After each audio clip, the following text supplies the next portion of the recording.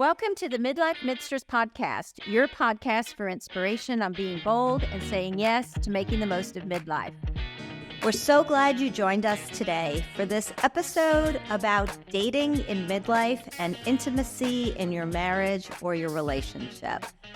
Our guest today is Angela Dawn. Angela is a professional intimacy and relationship coach and therapist.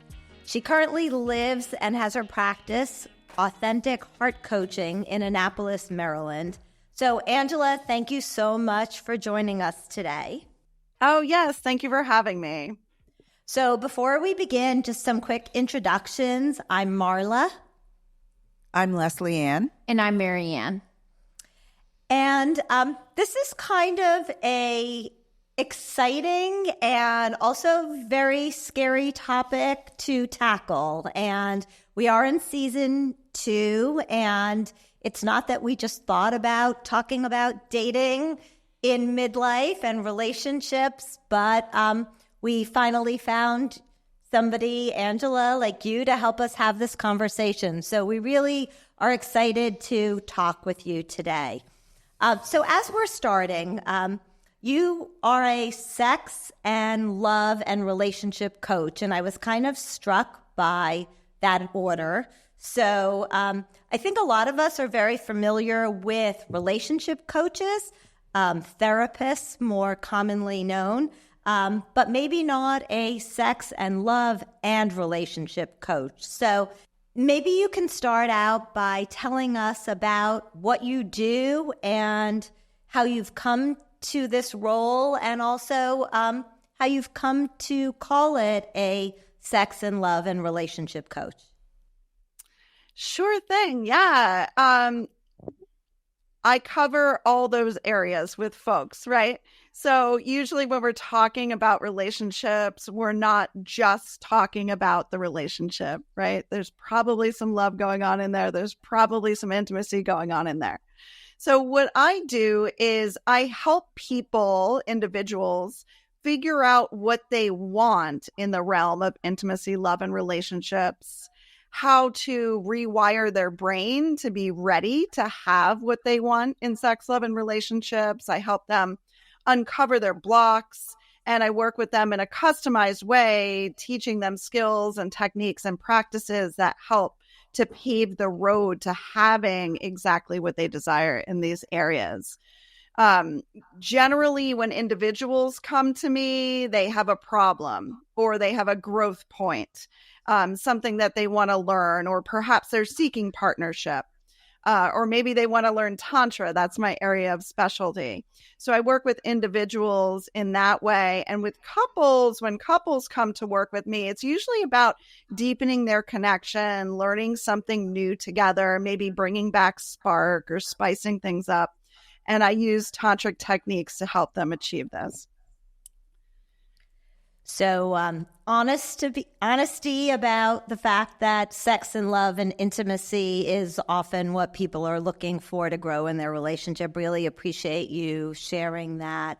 I guess maybe let's just pop to what you talked about, Tantra. And some people, I think, might be familiar with the term and others might not, and might think of it a little bit more new age. Can you talk to us a little bit about Tantra, but also I think some of us might have heard about it as tantric sex as well. So pretty quickly hopping into the sex, love, and relationship part of the conversation. I didn't really tell you how I got here either. And I think that those two things really weave well together. So I'll just kind of tell you, I'm 48 years old.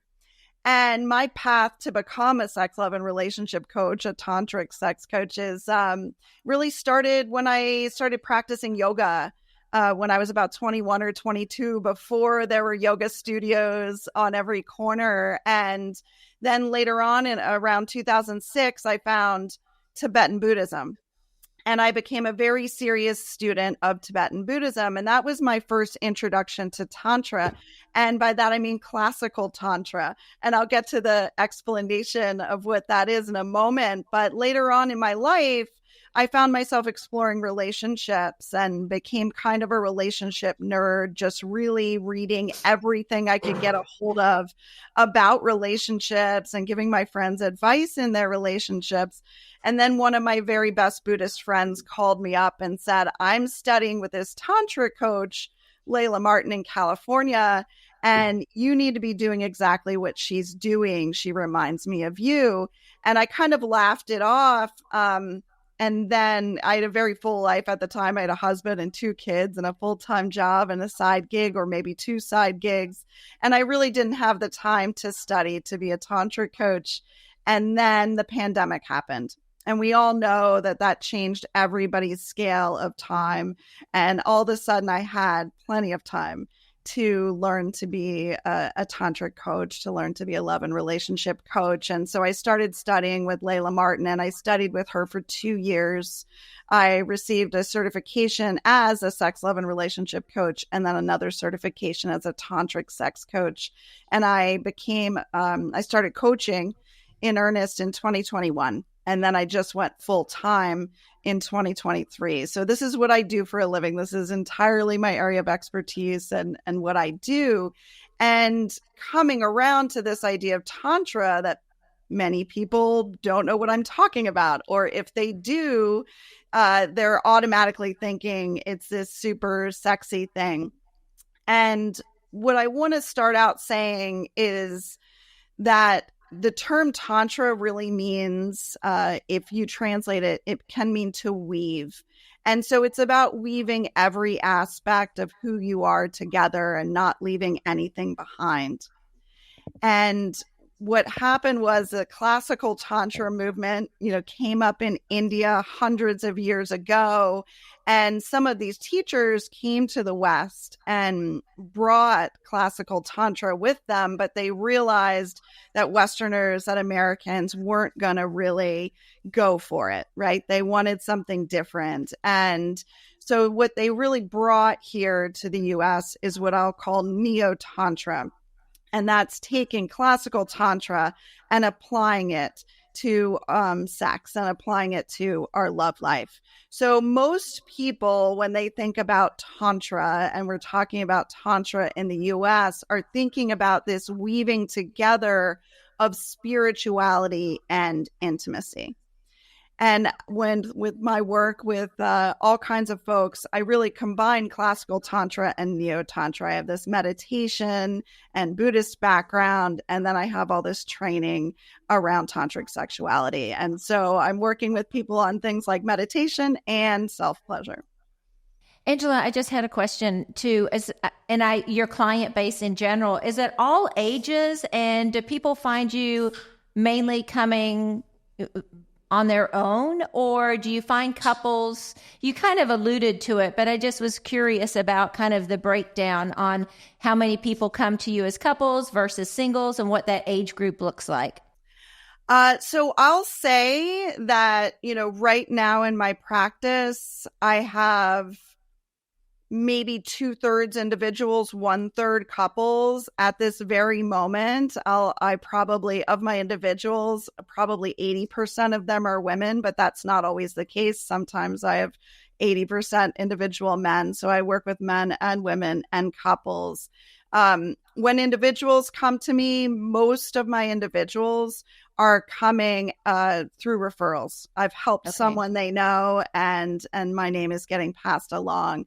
In terms of couples work, a lot of couples find me through my workshops, because I do workshops to help couples really ignite their intimacy and improve their communication. And do you do those workshops there in Annapolis, or do you do them all over? Do people invite you to maybe several couples in some type of retreat? Yeah, so I work with couples in Annapolis, in spaces in Annapolis. I also work with couples on Zoom.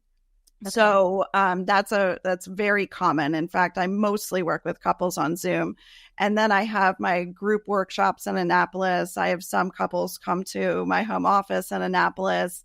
I was recently invited to speak in Connecticut on using your sexual energy to fuel your life. So I am branching out and speaking in different areas. And I'm doing a couples retreat in Costa Rica in July as well. Okay, that actually sounds really interesting about how it would flow into your other life, sexual energy. So maybe, I know Marla's got a few more questions and maybe Leslie Ann too, but I'd love to circle back to that. Yeah. Well, Marla was just writing down using your sexual energy to fuel your life. So It sounds exciting. Maybe let's stay with that for a moment. Okay, we can. I mean, I have a lot of energy. If I throw my sexual energy into that too, I don't know.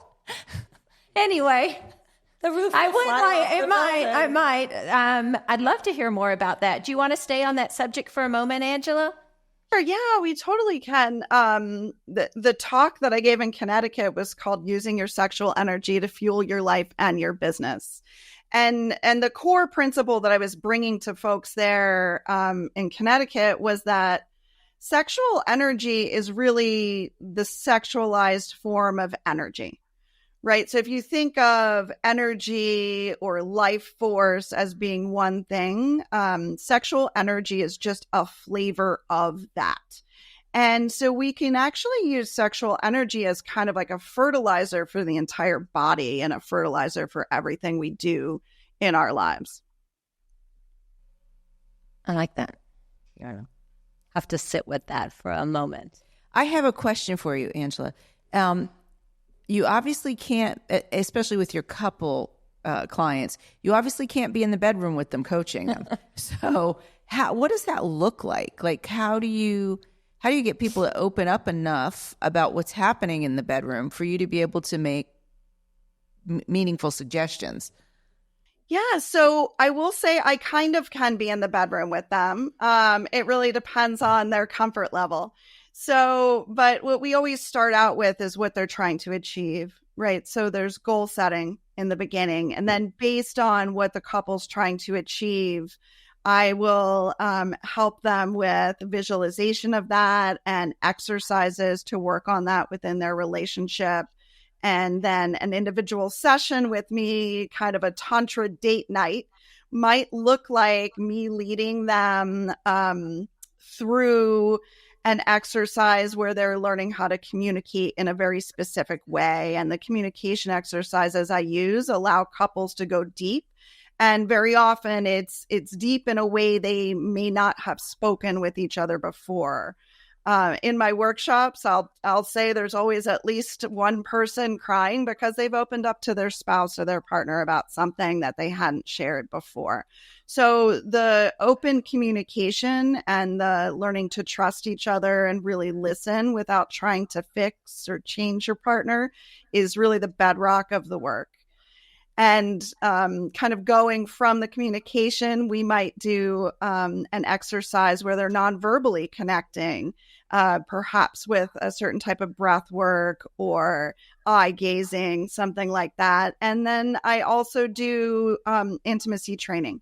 So I might be talking them through an exercise that they're going to do on their own after they get off Zoom with me, or I might be talking them through an exercise they're actually engaging in. And, so sometimes I have clients in person for that, and sometimes they're on Zoom and they can turn off their camera and just listen to me. So do most of these couples come to you because they feel stuck? No, most of the couples that are coming to me because they really value their bond with their partner and they want to take it deeper. And I would say that you asked me earlier about age range. For my individual clients, most of the people I'm working with are from their 30s to their 60s. I think my oldest client was 70. And my youngest client, probably early 30s. So that's the age range. But most of the couples that are coming to me are midlife couples. their kids are grown or growing up, maybe some kids still in the house, but they don't want to lose their spark, or they want to rekindle that spark. And they know that they're going to be on their own with their partner for umpteen years, and they want to make sure it's a valuable connection. Interesting. Yeah. Looping back for a second to the question of using your sexual energy to sort of energize you generally, I guess the thought that was going through my mind, and it's an old-fashioned thought, I completely own that, but, I'm kind of the generation where, as a professional working woman, you wanted to really tone down your sexuality, because then you would only be viewed as a sexual object, and you want it to be taken seriously in the workplace. So I'm kind of interested in the dynamic there. Like, how do you tap into that energy without falling into the trap of, being perceived as just a sexual object, particularly for women, like, women in younger or middle age that are working professional people, but also seeking to explore this part of their life? Yeah. Thank you for asking that question, because it's not about being sexy at work or engaging in something sexy at work. But I'd invite you to think about kind of the spark that arises in your body, or has arisen at some time in your body, when you just visualized a hottie, right? If you were thinking about a movie star, and the quality of that energy and how exciting that might feel. And what I'm really talking about is taking that same kind of energy and applying it to a business or a life goal. So actually pulling that same kind of feeling in your body and using that sort of lively energy to help you move forward in your goals. Like the excitement. Exactly. So it's not sex appeal that you're talking about, but it's the energy you're feeling. Mm-hmm. That was a great question. Yeah. I like the feeling of femininity. And I know that maybe that's more of what you're thinking of, Leslie Ann. I don't know, but I just know I get a lot of energy personally from my inner core of femininity in general. And I think that does spill over, not just in my intimate relationships, but otherwise as well. And I'm energized by that. I know that sounds odd. Does that sound odd? But I feel so good about myself when I tap into that. And I've always been my favorite color is pink. I can go on and on about femininity, but which not is always that popular to talk about. But I definitely feel good about myself when I allow myself to be that. Well, and also it's not, there's nothing unpopular about being a woman or feeling your womanhood. Maybe it's using the term femininity that feels that you might be triggering other people's opinions. Yeah, I think that's a good explanation. Yeah. Mm. Yeah, I mean, it sounds to me, Marianne, like you are just authentically a very feminine person, right? And you just really identify with that. So when you're tapped into that, you're in your authenticity and you're going to glow, right? Yeah. This is a good subject. You got a lot of different directions. I know. I was thinking that we might need to start out with a disclaimer in the beginning and saying, how do we keep this PG-13 or maybe not, right? and maybe let's just see where the conversation takes us. And so one of the things that we all talked about, and we did say that this episode was going to be a little bit about dating in midlife, and I am dating in midlife, so I get to ask the question. And we're all ears. I think I drew the short straw here about asking you, and I'll try to ask this in a way because I know for me what's different about dating in midlife than dating in my 20s. But I guess maybe from the perspective as a relationship coach and a love and intimacy and sex coach, what are you seeing that's different with your clients about dating in midlife? Yeah. Good question. I mean, there's a few different aspects of this that I kind of want to draw attention to. But one is just at midlife, you've been through a lot. You've learned a lot. You know so much more. And it's very possible that dating at midlife, you very much know more about what it is that you want in a relationship, what you want from dating, than you did, say, when you were in your 20s. So you might be, as a confident woman, able to sort of throw off some societal norms, right? You don't have to go down that 2.5 kids and a dog path looking for a husband. You can actually go after what you really want. There's also an aspect where you might have more time at midlife. Maybe you're at a place in your career where you feel settled. Maybe your kids are raised and you have the time to pursue what really matters to you and what makes you happy. So there's perhaps the time to go into your own hobbies and also developing relationships that are going to be ultimately more fulfilling than you did in the past. So I think kind of learning from the past, knowing what you want, having the time to work on it and pursue it and making it a priority just leads to much better relationships, or potentially much better relationships. And I think like in midlife in general, and I can't speak to everybody, but there is a confidence level that I think that we now have. I also think we bring so much more experience. I also feel like midlifers know the value of things in a very different way and things that will be sustainable. And so I am married. So in a married relationship, at least for me, there is that definitely comfortable, but also like value, what I have with my husband. And I think that flows in a very positive way as well in building that, because the kids are not in the house anymore. And it is a time to be able to embrace all that you've both been through. And I think all that energy also comes into, taking a priority in intimacy, not necessarily always sexual, but intimacy in general has become something of real importance. When I was listening to you, Angela, I think the thought that was going through my mind was I was married very young and got divorced very young. I was 29 when I separated from my first husband and 30 when we got divorced. And I remember talking to a therapist then, and she said, if you make the decision to leave, make it because you'll be happier being alone than you would be being in relationship with this person. And at the time, I truly could not imagine that, because as you said, I mean, the expectation of getting married and having kids and a dog and a yard with a picket fence was so prevalent in my life. But I think when you get older, you really can do that. Like, I'm supposing this, you'll tell me from your experience, but it just seems to me that it's easier to like really focus on, do I want to be in relationship with this person, or would I rather be alone? Because being alone doesn't seem so scary.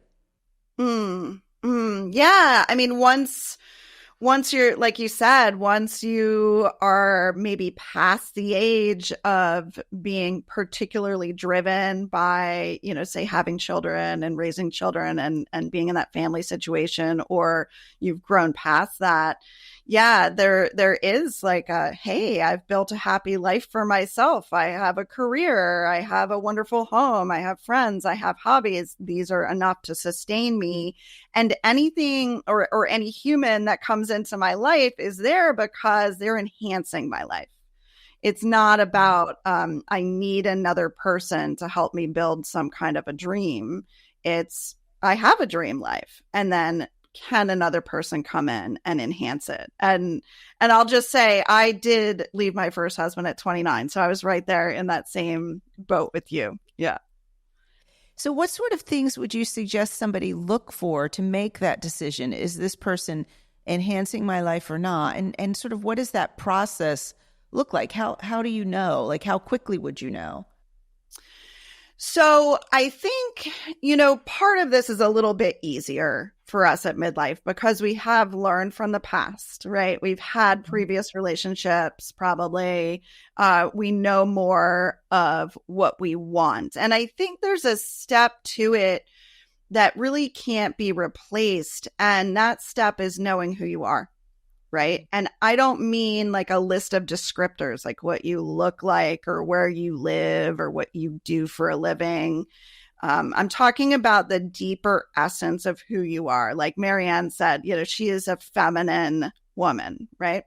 So I'm saying, like, someone could say I'm a Christian, but maybe the deeper way to look at it is say that they believe in service, or they believe in activism, or maybe they're a meditator, right? Or they believe in the power of prayer, right?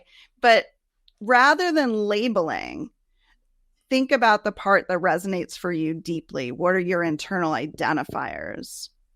And what you're going to be doing in that dating process in midlife is putting that forward, right? So that part is hard to honestly be who you are, but it can be harder for young people who don't know who they are yet. So I think the first piece of the puzzle is really knowing who you are and doing whatever coaching or psychotherapy or whatever it is that you need to develop that strong love for yourself and that internal belief in what you have to offer. That's also true, I think, in your marriage relationship, where at a certain point you do kind of have to date again because you focus for so many years on the household and the raising of the family, and then when you're just there together, like, you will be different people than you were at the beginning, and you have to get to know each other as the new people that you are and bring your new self into that relationship, which I think is really challenging. I remember when my youngest went to college. I mean, like, for a year, I was like, oh my God, what are the expectations? What is this going to look like? I was like nervous about it. It was, I don't know why, and actually I love it. I miss my kids, but it is time for you and your spouse, but it can be a little intimidating as well. Not that kids have a buffer, which I didn't need a buffer, but you just have different energy in the house and different obligations. And like you were saying, it is very different. And the priorities are different as well. It was intimidating, but good. Well, I want to connect us back for a moment because I actually was going to say something about what you were talking about in terms of being your authentic self and being able to articulate that as being important in dating, important in your marriage and reconnecting with your spouse in midlife as your kids get out of the house. But also one of the challenges in terms of online dating, where things are done by tags and algorithms, and how important, after you've said, as you described, you might have a tag that is your religion. These dating apps have now gone beyond that to talk exactly about what you shared, right? That I'm interested in service, I'm interested in prayer, I'm interested in deep conversations. And so I think, Angela, all of what you just shared now is really so important, whether we're dating in midlife, dating in younger life, reconnecting with our spouses or partners, or even with other people that we have friendships with, and really appreciate that opportunity for us to think a little bit deeply about how we describe ourselves to others and the energy that we put forward, right? That sexual energy that is about who we are and what is our makeup. Actually, I have a question that maybe you'll be able to pipe into, Angela, too, but it's actually to Marla, because I'm curious. How do you find dating in midlife different than when you were in college and younger? I mean, what have you found that's so different? I mean, there are a couple of big differences. Primarily myself and having the confidence and understanding of who I am and what makes me tick and what are priorities for a relationship. That's probably the biggest difference, is just having the confidence of who I am today. Yeah. And I think from being younger and older, I mean, when you're looking at for a partner or at a partner, the objectives are so different, because when you're younger, you are looking, like you explained, Leslie Ann, is setting up a family and having somebody that has the same beliefs to raise your children with. And you're kind of freed of that later in life, in midlife or beyond, because that might not be as important in some ways as it was when you were younger and choosing a spouse to have children with. So I was going to raise this earlier, Yeah. and maybe, Angela, you might have seen a little bit of this as well. But I feel like that was a little bit of a generational objective. And I've seen a lot more of articles and young people, a lot of things, in social media about choosing to be single and not feeling like I have to be married or have a partner and raise a family to have a fulfilled life. And so I wonder if you're seeing some of that as well with your clients. Yeah, absolutely. I mean, I think the place where some of the younger people out there dating might be actually very similar to the place where midlife people are, because what people are looking for may not at all be that picture of what some of us older gals might have been looking for when we were in our 20s looking to marry and have children, right? They might be looking for a travel companion. They might be looking for a nesting partner that's there with them at the end of the day. They might be looking for someone to have some wild intimacy with. And everybody has different wants and needs. And a lot of times people are wanting more than one person now, right? You're starting to see a lot about open relationship and polyamory, and young people really embracing that. And, that's something that one needs to work out. What is it that you really want? Read about it, daydream about it. Doesn't have to be your mother's relationship anymore, right? Outside the box. And I'll say too that it is perhaps something else to consider age of people that you're dating, and maybe age isn't as much of a distance as it used to be. My partner that I've been with the last 2.5 years is 18 years younger than me. And it's fantastic. He's the most emotionally mature man I've ever encountered in my life.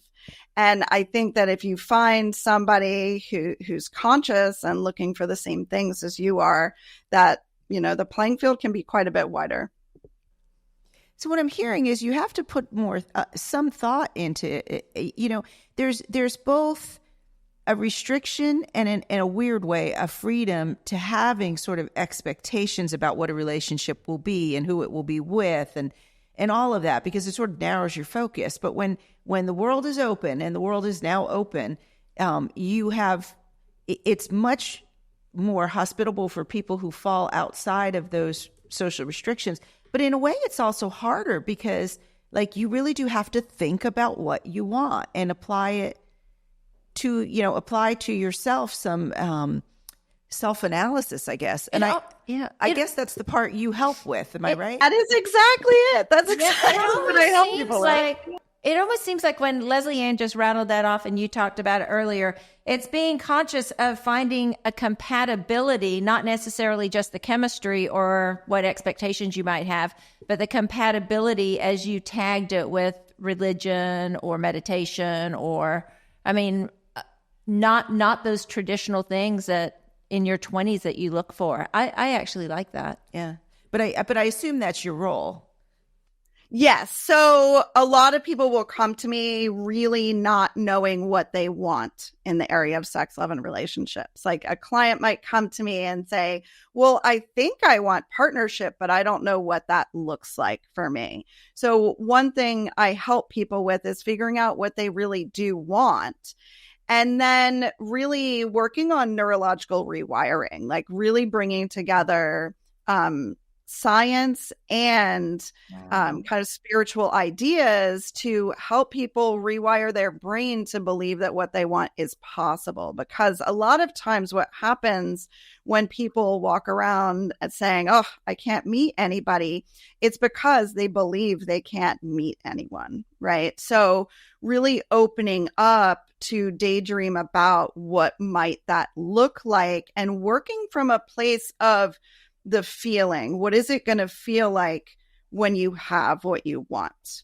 And then being able to go from your gut there and really trust that internal knowing. It's been a great conversation. I have one other question. Yeah. It's just one other thing I want to touch on. In the category of like the sex and intimacy piece of this, do you have clients and do you have advice to give when, as we get older, things change physically, not just emotionally and in terms of our personal maturity, but they change physically. And sometimes those physical changes affect the sexual function. Is that something that you work with people on?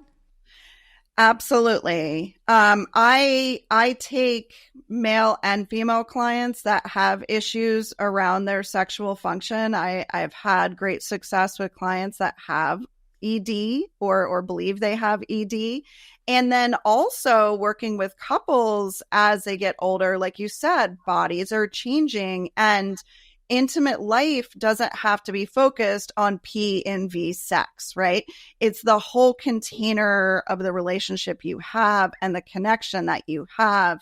And most of the skills that I am teaching to couples don't really have anything to do with penetrative intimacy, as it were. It's about communication. It's about sensuality. It's about massage. It's about finding your pleasure. It's about being able to breathe together and really embrace the whole of what you are and who your partner is. So, Angela, thank you so much for taking the time to talk with us today. This has really been such a fruitful and dynamic conversation with lots of jumping off places, as you could hear from all of us and our enthusiasm. So thank you again. Really appreciate your time. And thank you to our listeners for joining us today. Please feel free to send us your thoughts and comments about this episode and others, and maybe what you'd like to hear more of on sex, love, and intimacy, as well as other issues around midlife. You can find us online at AmericanMidsters.com. Thanks so much.